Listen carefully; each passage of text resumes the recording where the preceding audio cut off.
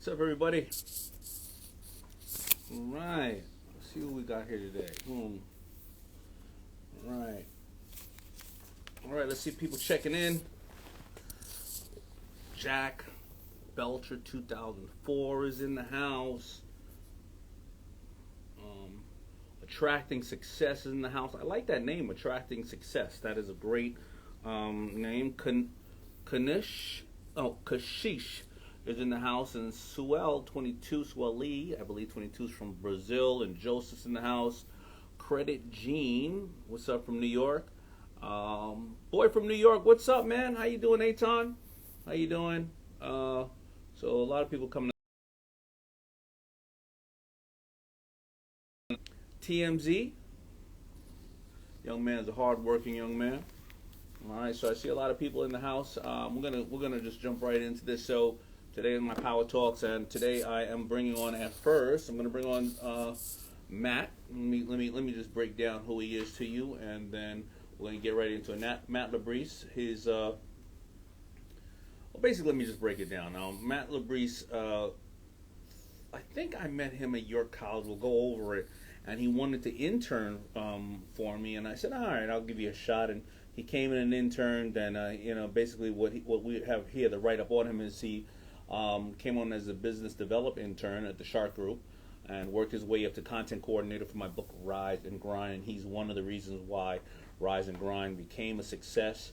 And he went on to start a podcast called the Decoding Success Podcast, which is built on the principle that there is no longer a secret to success. I love that idea.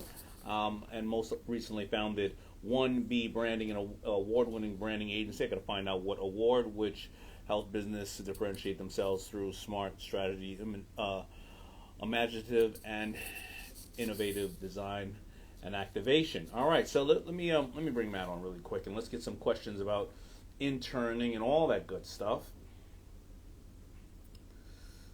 Where is Matt? Wait, did I just see Noriega in here? I think Nori may be in here too.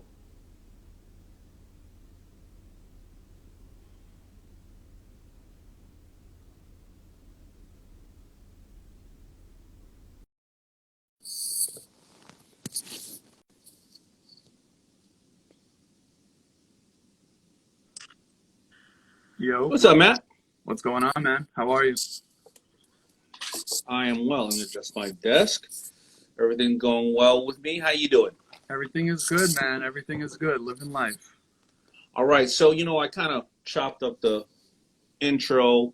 You're a little blurry. I'm not sure if it's me or you, but where did we initially meet, Matt? I believe it was York College. I'm not sure, but go ahead. York College. Yep. York College, Jamaica, Queens. I believe that was 2017. Long time ago. 4 years now. Yeah, now it's very hard to become somebody who comes to work for me. We usually source from different college, career people in the college, and they give us the interns. But how did you approach me? Because I get approached often about people working with me. How did you approach me, and what transpired after that? I don't recall, but of course, obviously, you were effective in your communication, and we ended up working together. So can you walk me through the story? Yeah, definitely. So long story short, it was myself and two other students who had the opportunity to meet you in the green room. You were backstage doing a whole bunch of press, book signing before you hopped on stage. I'll never forget, and this goes to show how great of a dude you are. I was the last person to shake your hand before you went on stage. You looked at me and you said, what the hell do they teach you here? How to break people's hands? So it was kind of good vibes off the bat. I was laughing. Right. We had a little bit of a conversation. You went on stage. And actually, before that, I told you I was going to intern for you. You just looked at me like I had the biggest head in the world. You were like, dude, Right. You probably heard that 1,000,001 times. Yeah. You went on stage after your engagement was done. I was walking out with an individual that I brought with me, and we happened to see Georgie Barnes. Now, we knew George from the club industry, being in nightlife. So after the event, George and I had a discussion. He brought us back into the green room. One thing led to another, and George hooked it up. Oh, very good. All right, cool. And then you started working as an intern, but obviously you must have impressed the staff and Ted and all the people.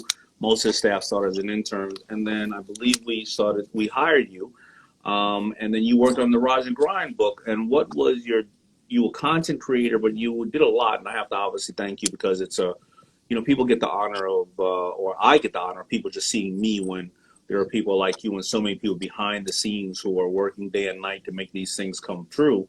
What was your job doing it? What did you bring to the table? What did you learn, out of it? Because hopefully some of that led you to where you are today, because you're now trying to do the same and empower people and give education to people. So just give me any of your experience there as an intern.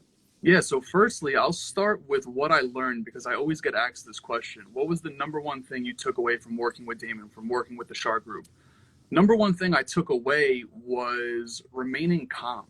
I'll never forget, there was a meeting that it was you, myself, Chauncey, and Ted in this meeting. Whatever we were fleshing out, whether it was some content stuff, whether it was some rise and grind, logistical stuff, I'll never forget how calm you were.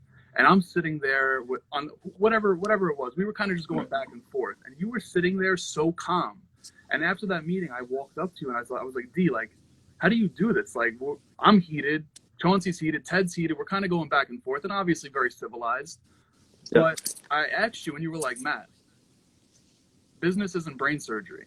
No one's life here is on the line. You literally said, Matt, like, you're going to lose money, you're going to make money. And that right there was my biggest takeaway, because as someone in business, or even someone just in life, like, shit hits the fan and you start getting a little frantic. I know I do. So that was 100% my biggest takeaway. And that was something that I always appreciated. But in regards to, go ahead. You want to go ahead.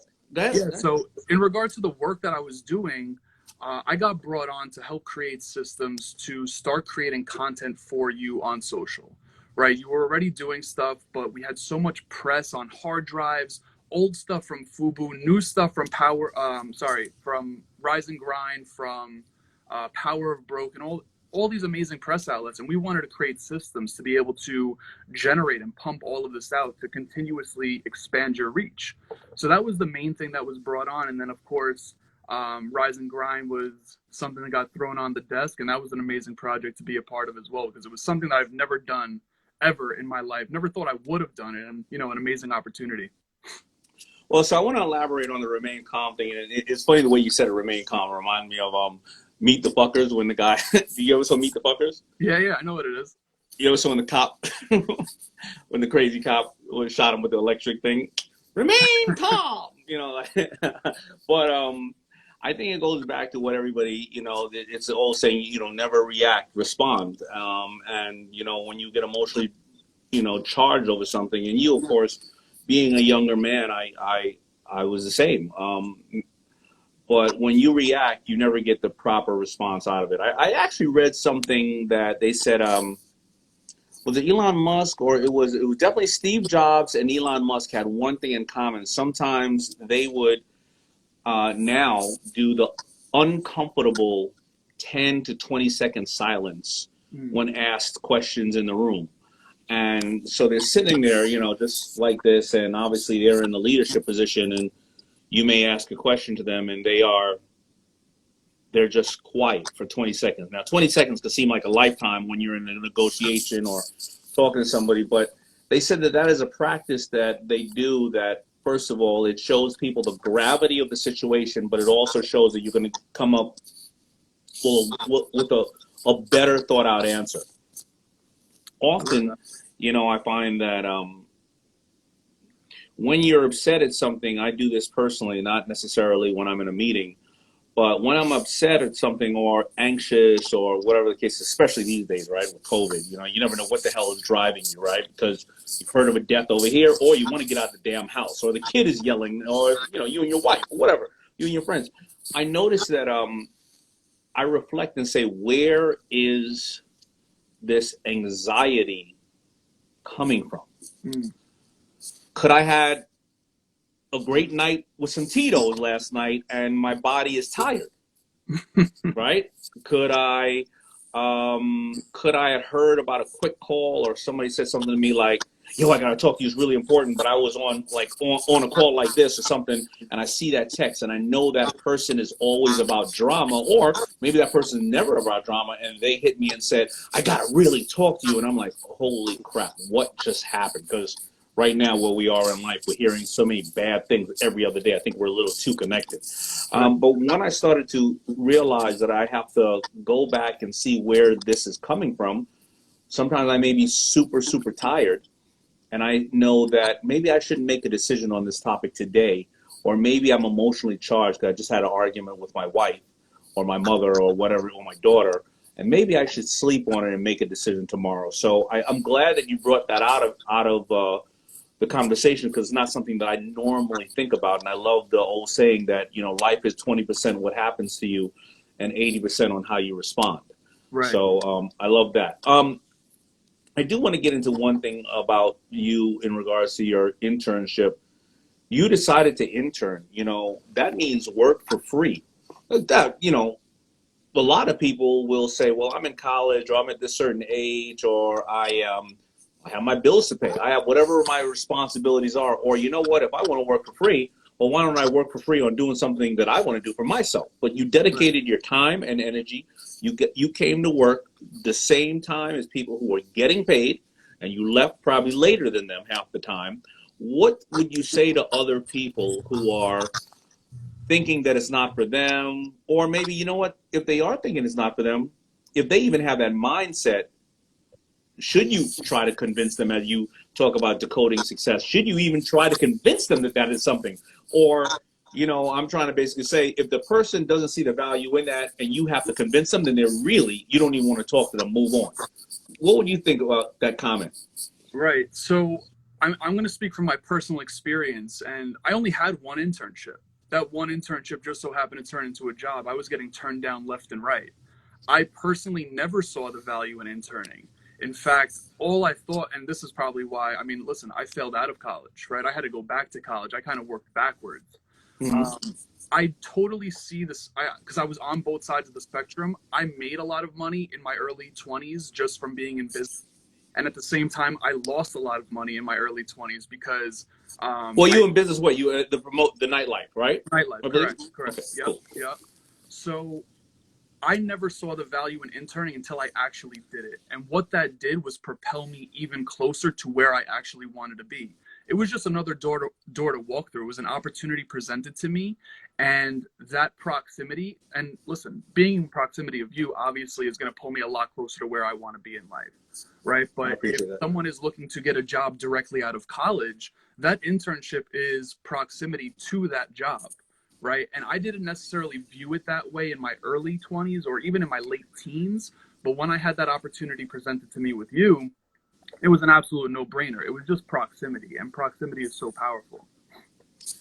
I've never thought about that. I mean, I think that's a form of mentorship, but proximity is correct, right? You weren't directly being mentored by me, but you were also working hand to hand with a lot of people who were working with me, and then eventually you would work with me in various different ways. Now, one thing I loved about you and one thing I did not love about you was you were somewhat of a know-it-all at the company. I was. Now, and I like that, because I like it in a couple of ways, because you know, at least you are voicing an opinion so you can have a discussion about it with people. And it doesn't mean that you need to agree with them or you can agree to disagree, but at least it prompted a discussion. And that's why Shark Tank is so great. All the sharks know the fundamentals of business, but the way that Mark Cuban or Barbara will solve that problem will be a different way than I will. Or the way that Kevin will talk to somebody will be a different way that I would talk to somebody, even though we're trying to get the same thing across. But I think that also is part of age, being in your in your early 20s. A lot of us, Daymond John didn't know. Well, Daymond John doesn't know everything now, and I definitely didn't know anything in my young 20s. But then you would move on to have this decoding success, and you would want to go and share information and find information from others. And it sounds like obviously you have learned a lot. Where do you draw the line of being confident, somewhat opinionated, but yet learning at the same time? So all I can say is the Matt that you experienced was way, way, way too arrogant, like ridiculously. And Right. obviously now that I'm, a few steps back from that, I realize that, right? Now I know that, or it's going to be a little bit of a tongue twister. I don't know what I don't know.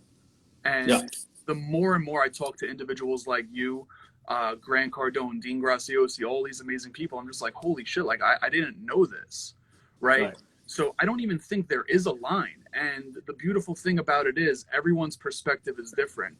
Like me and you could have a very similar experience, but the way you perceive that experience is always going to be different or slightly different than the way I perceive it.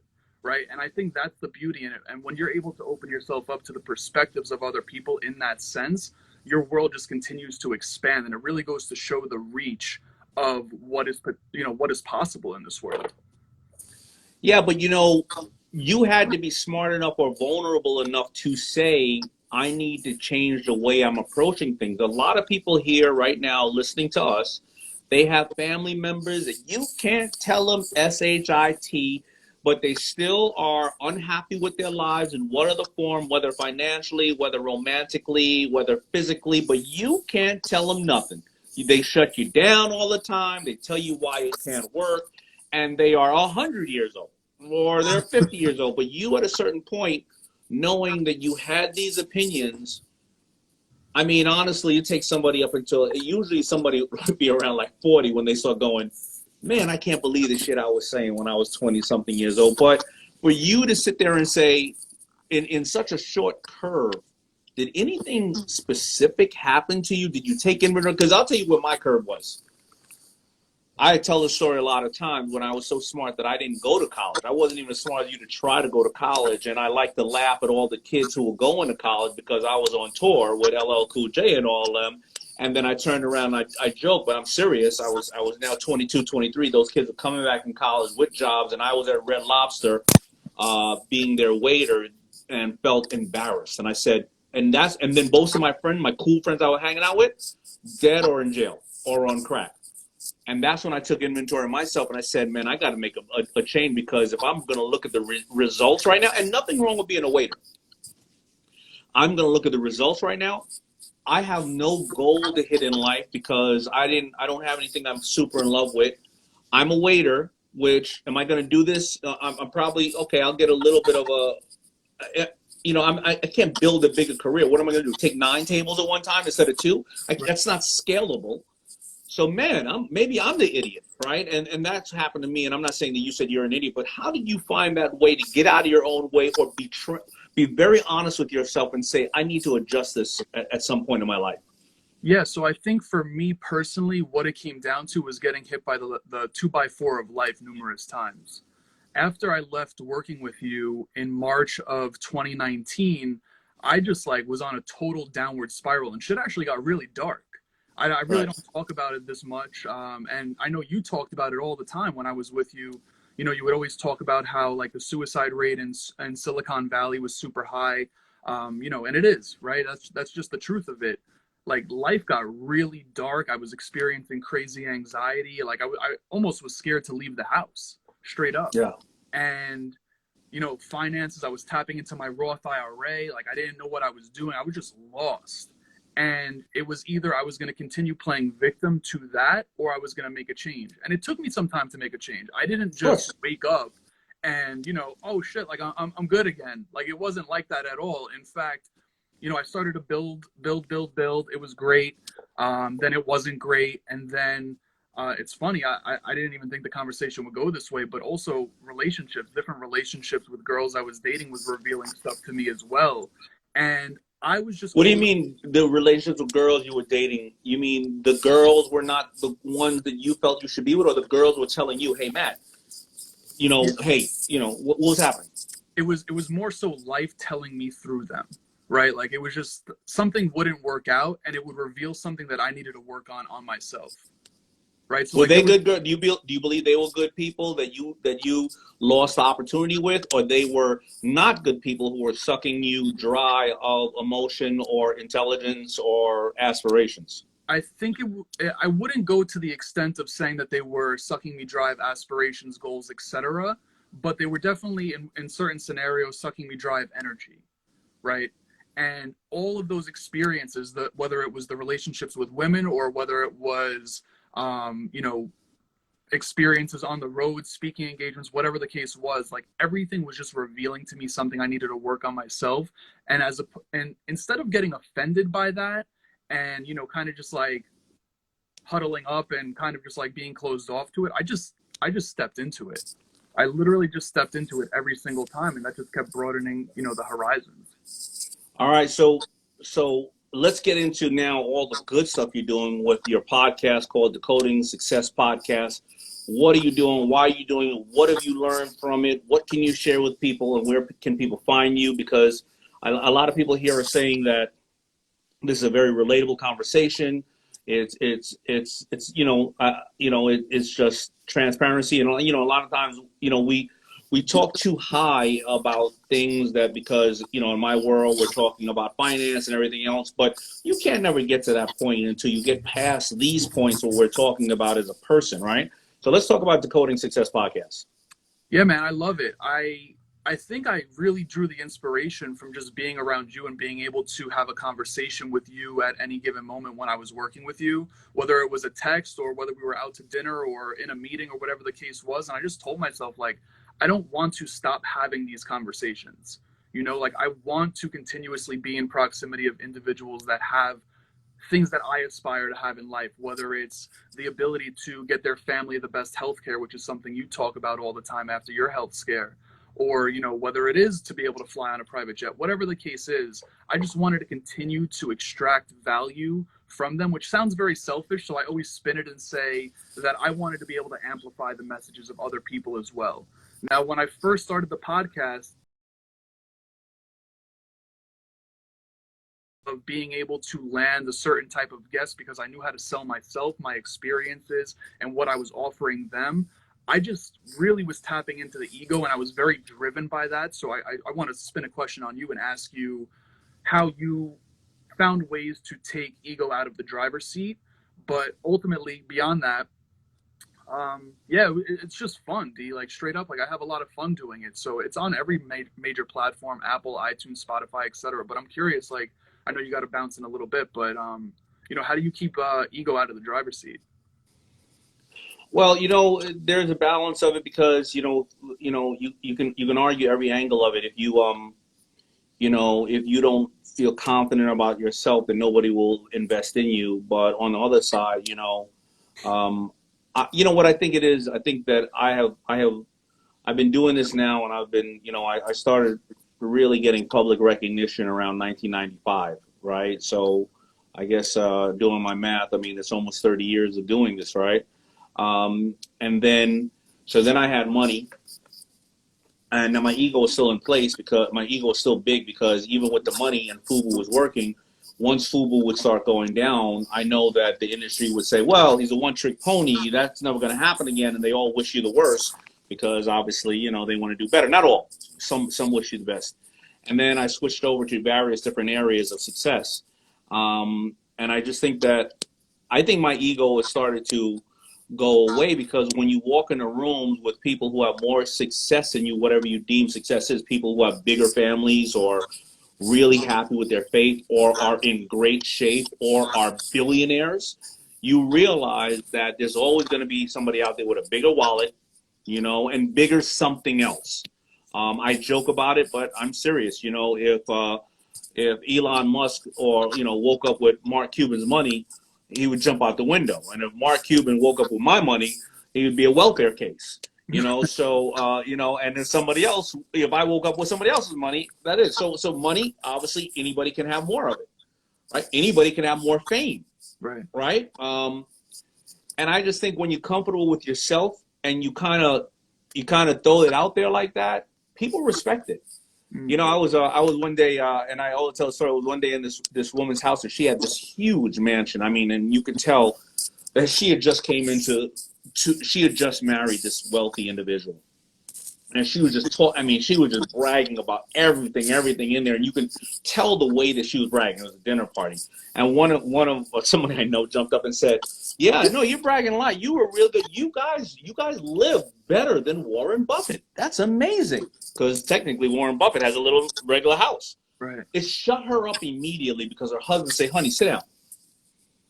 Right? Mm. or somebody who has all the jewelry and all the lavish lifestyle and the furs and everything else, or the great suits and everything else, and somebody says to them, man, yo, yeah, you spend a lot of money on clothes. You're amazing. You dress better than Zuckerberg. You are Right. really doing well. You know what I mean? When you put things in a certain perspective, anybody can bring you down when you put yourself up here. But when you put yourself here, face to face, like, I'm proud of what I have, and I don't care about what I don't have. If I strive to get that, maybe I'll get that one day. But if not, I'm cool with this. I find that people have a massive amount of respect for you. Right. No, I appreciate that, man. So essentially it was just being humbled that kept the ego out of the driver's seat for you? Yeah, I think I'll tell you the time it actually happened. I went to Colorado. I went to Colorado one time, and this was an area in Colorado where the billionaires were moving the millionaires out. And I was at an event, and I had my FUBU chain on, and I paid, yo, man, mad crusted diamonds, and it's about $150,000, $200,000. Bill Gates was over there. Warren Buffett was over there. A whole bunch of people in there. You know, like, you ever seen that picture of Bill Gates and Warren Buffett next to each other, and it's like $150 billion this picture and not one Gucci belt in sight? And I was walking around shining up my chain. And, you know, when I left there, I was like, yo, man, I'm an idiot. You know, and I was like, I ain't never doing it. And by the way, I brought my bodyguard at the time, because that's when the FUBU was hot. And none of those dudes had bodyguards. And I'm up there with the bodyguard in there. And I'm like, how crazy did I look in that room? That's great. You know what I mean? And, you know, they were all like this. He brought his bodyguard and he got a chain on, you know? So, you know, it'll humble you. No, I love that, man. I appreciate that. Definitely appreciate that. Yeah.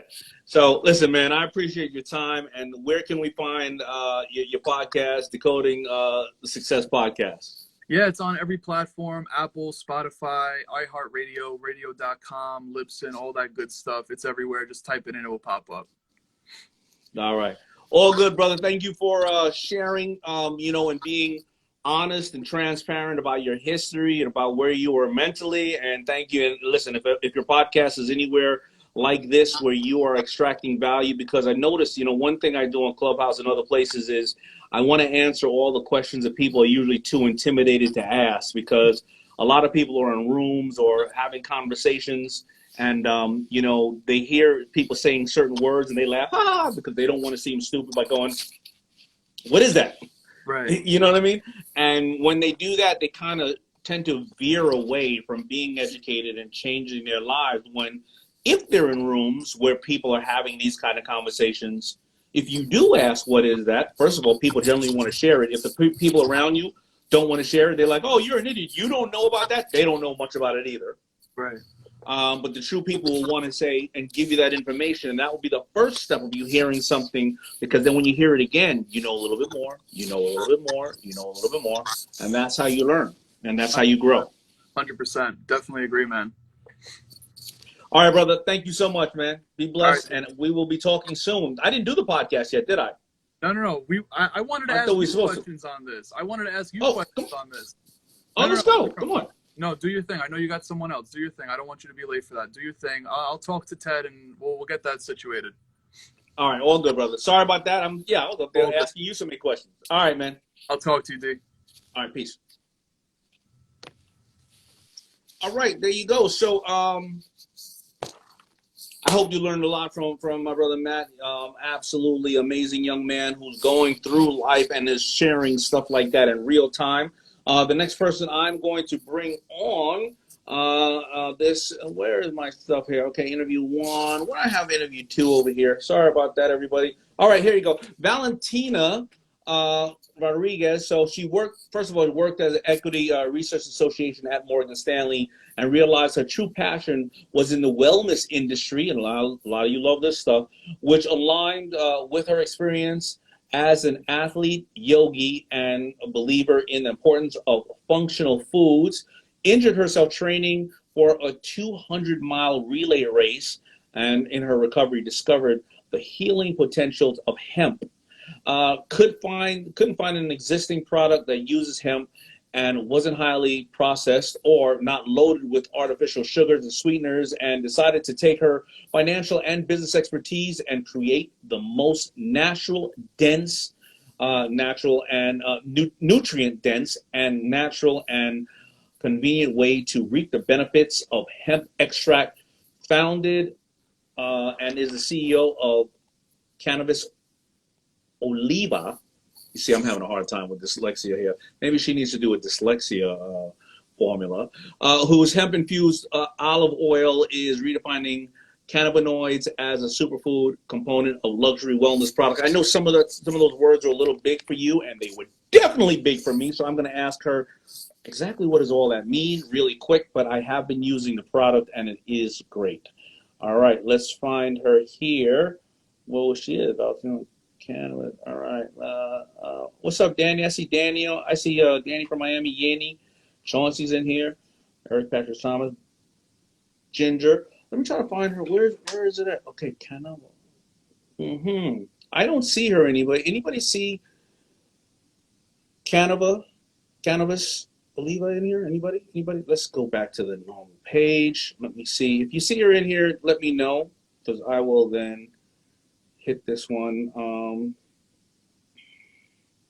Shoot, I am not finding her right now. Sorry about that, everybody. I'm going to find her in 1 minute, though. Maybe she can just put a thumbs up in the comments, and then I can hit you and then bring you on. All right? Somebody said no call, no show. New digital products. What's up? Moving schools forward. I love that. There you go. I see you. You said hi. There you go. And it says hi. I can't bring you in. All right. Request me again. Almost got this here. Let me see. I am having a hard time. She just said hi, and I'm having a hard time bringing her in. I'm not sure what's going on, everybody. Sorry about that. Let me give some more shout outs while I look for her again. Let me see. Not sure how to request. All right. So she's saying not sure how to request. So please go. How do you guys request? Right? You go down to the bottom and you hit the double faces right there on the bottom. Anybody in here, can you please tell how to request right now? She needs to request sports.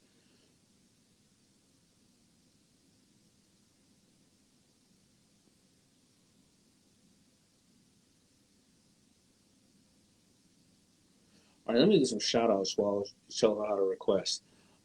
Rasta something. Just okay. Simeon 1 saying what's up. Kentami Costumes, I think. CDUAX 37. What's up? Kinsey for real. What's up? I'm gonna look again for. Okay, if not, I'm gonna bring somebody else on, and then we'll just reschedule another day with her. Let's see.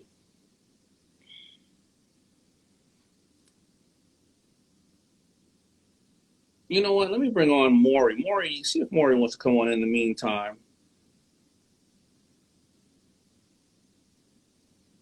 I'm gonna bring Maury on here. Bring on Maury. You guys are gonna learn from Maury here, hopefully.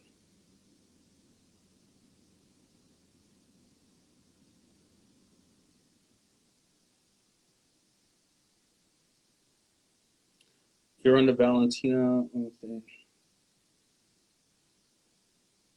All right, we tried Maury. He's not available. All right, let's try somebody else. Let's see who else is on here. View request. Go live with.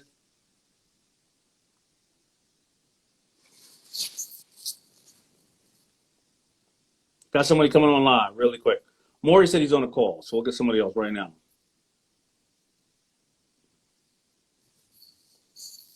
I just hit somebody to go live.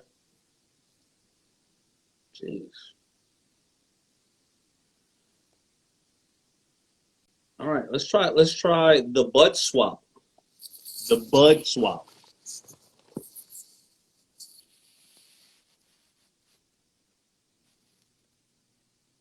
Man, everybody's a no show here today.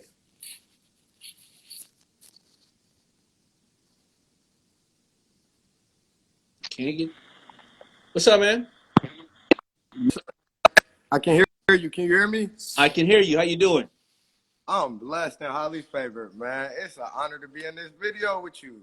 Oh, that's great. Blessing, highly favored. I love that, man. Where are you from? I'm from East Cleveland, sir. I was actually born into the system, a crack baby. All right. A little bit about myself, if you don't mind. I have an up-and-coming company that you may be interested in. It's called Bud Swap, sir.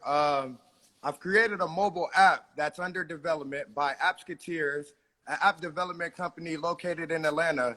And this app will primarily change the cannabis and hemp world forever.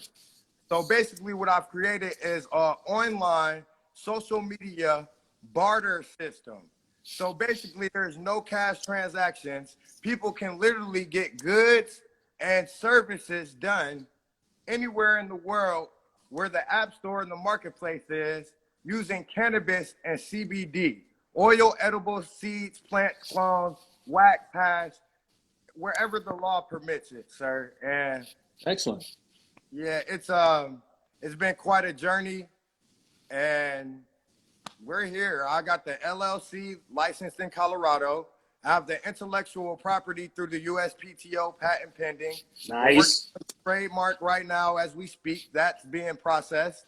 And I'm actually on the streets, sir, living in the streets, struggling just to try to get my life together. I just had a daughter about a year ago, and I've been chasing this, living in my car, traveling across the United States.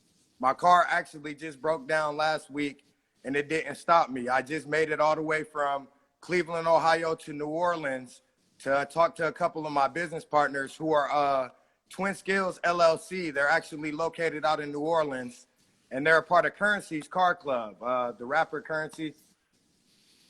So you're homeless right now, and you have this app. You do have people interested in investing in it. And you just had a baby. Now I'm curious.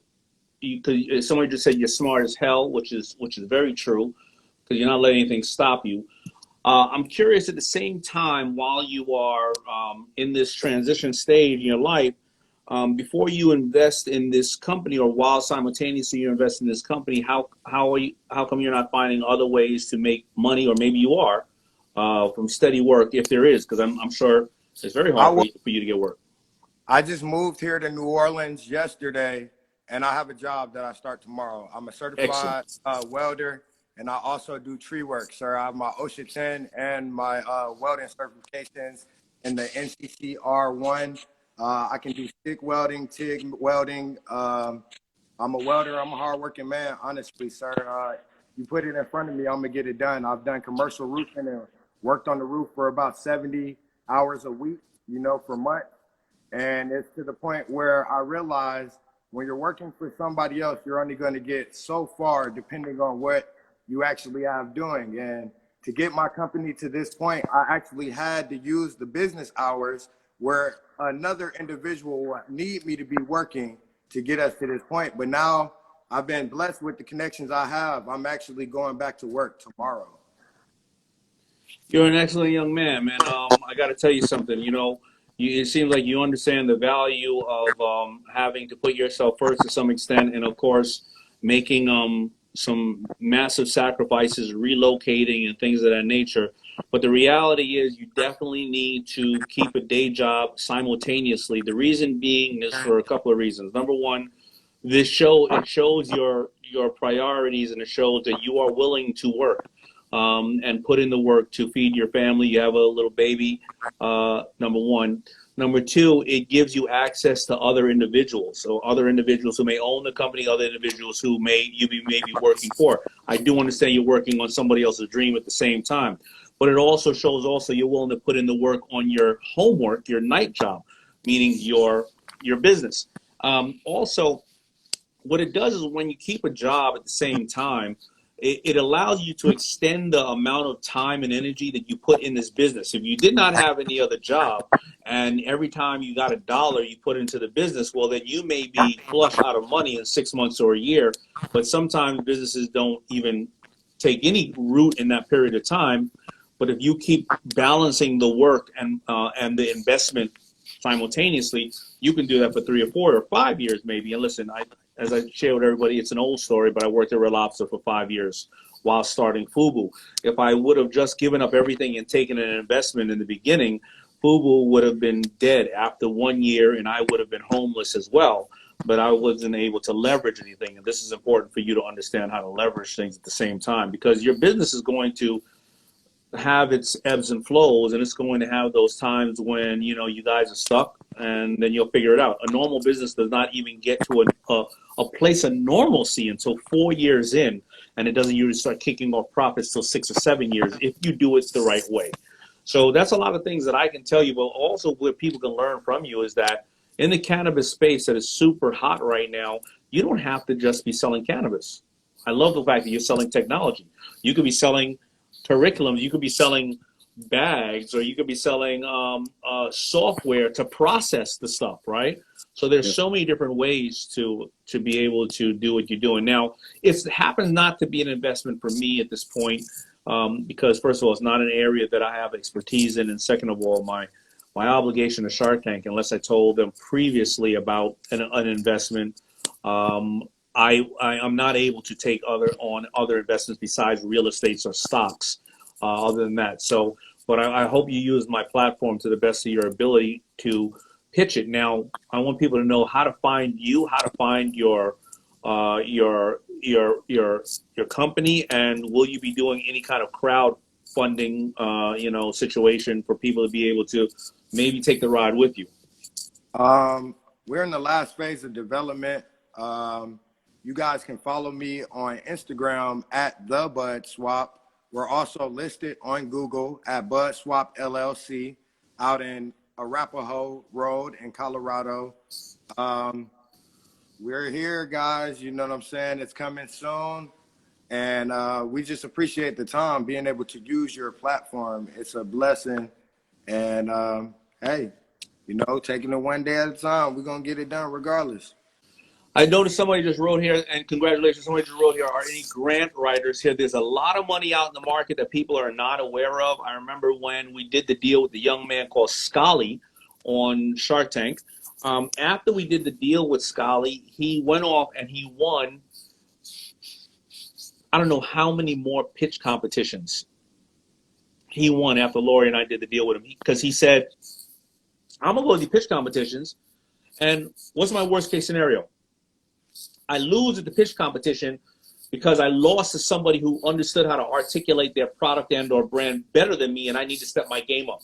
What is my best scenario? Well, I won the money, 10,000, 50,000, 100,000, and then I learned what worked when pitching people, and I went out to another competition and another competition. And what is my medium scenario?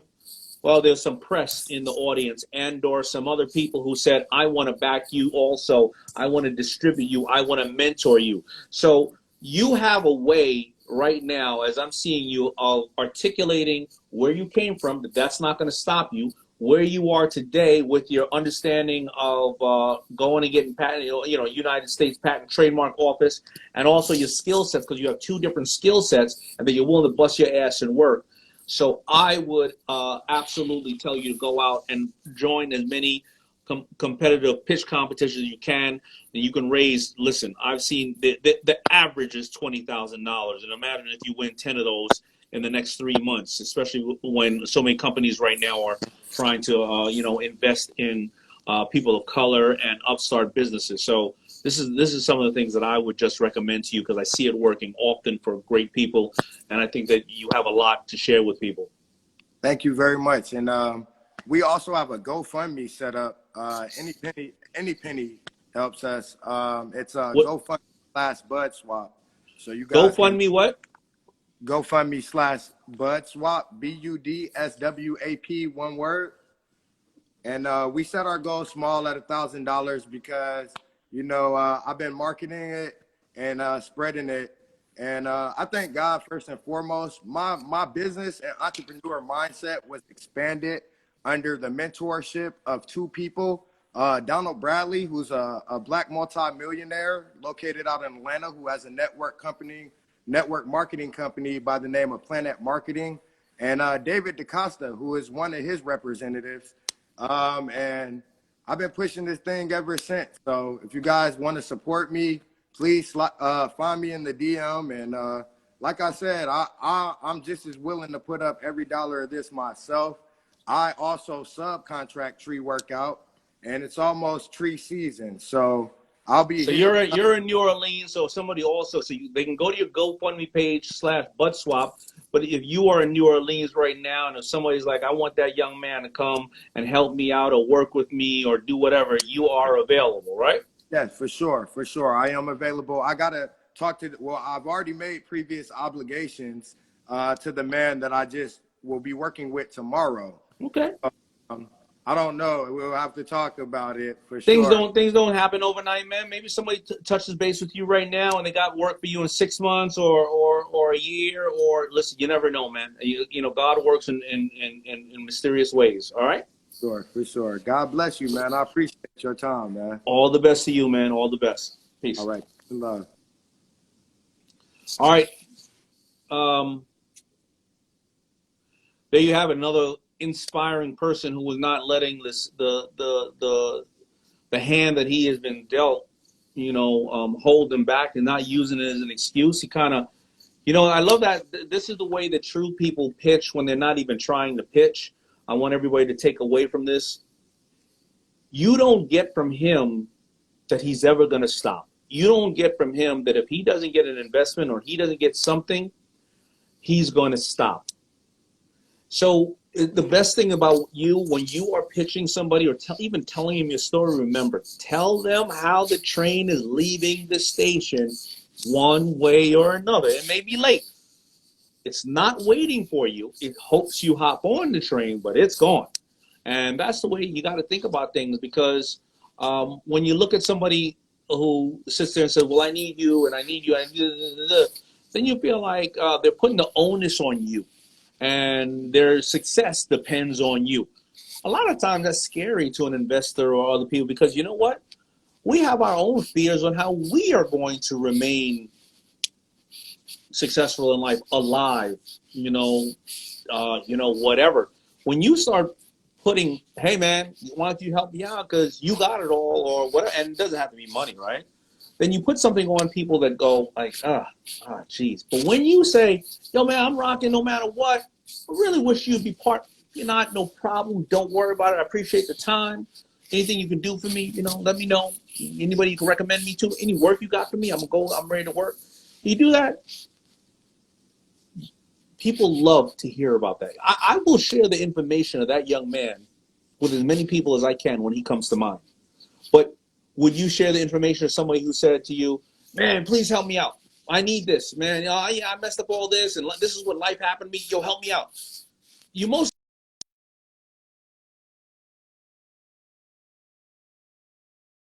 this person up, but when somebody is the way they are, like he is, and I hope many of you are, when he's just sharing, how you're going to do it regardless, and no matter how many times you get put down, you share that with somebody. You're going to share.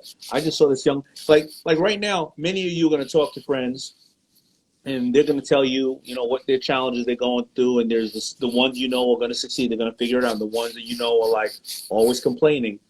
That young man is going to come to you, and the ones who are complaining about how they don't have anything in life when they may actually have really their health and a great life. That young man is going to come to you. You're going to go, I just listened to a young man who was born as a child in the system, in jail. He was born in jail. He was a crack baby. He's homeless because he decided to pick up and move to the other side of the country, but yet he understands everything about patents in the United States Patent and Trademark Office. He understands acidic welding. He understands tree or whatever the technical thing was he said. It was a little bit over my head. And he also has a daughter who's just here. And he has these responsibilities and sleeping in his car, but yet he has partners. You're going to think about that type of stuff and say you may not say it to that person, the other person be like, you ain't got no problems and you ain't got no drive. So it's really inspirational to hear people like that. So I appreciate everybody for being here on Tuesday. Thank you to Matt for sharing his insight and being vulnerable. And as for Valentina Rodriguez, I will bring her on next week, and you're going to learn a lot from her. It gives me even more time to utilize her product, which was hemp-based, which, as we just talked about, I think it's absolutely amazing, and we are going to highlight her next week if she's available. If not, you will know of her the week after or something like that. All right. Oh, wait, somebody just said, I'm a single mom company making 6 figures. I love that. I love that. Who is that? Gina Miguel? Miguel, boss up. I'm not sure how to spell that, but all good. All right, everybody. Peace.